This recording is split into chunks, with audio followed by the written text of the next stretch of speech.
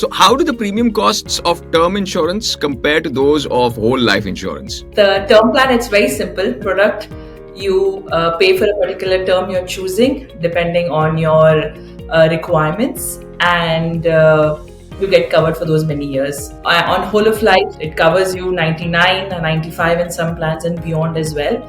And it's more flexible, it has more options. So the more the options, the more you pay. The less the options, you pay less. What cash value component of whole life insurance policy and what it is and how does it work? Cash value component is there only on whole of life policies. It's not there on term plans.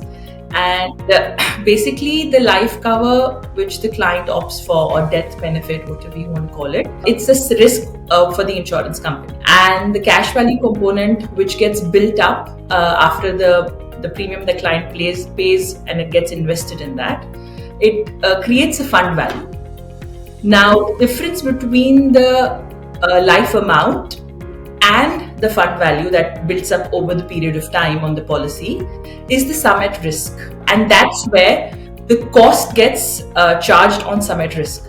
So the higher the fund value, the lower the sum at risk. And I'll give you an example. If my life cover is $1 million and my fund value after 5-10 years in the policy is $100,000, the new sum at risk for the insurance company is $900,000, and the cost of insurance will be on $900,000. Though the family will get $1 million at the time of death, and that's why whole of life policies slightly more, I won't say expensive, but a slightly more higher in premiums because they have the cash value in it as well, which the term plan doesn't have.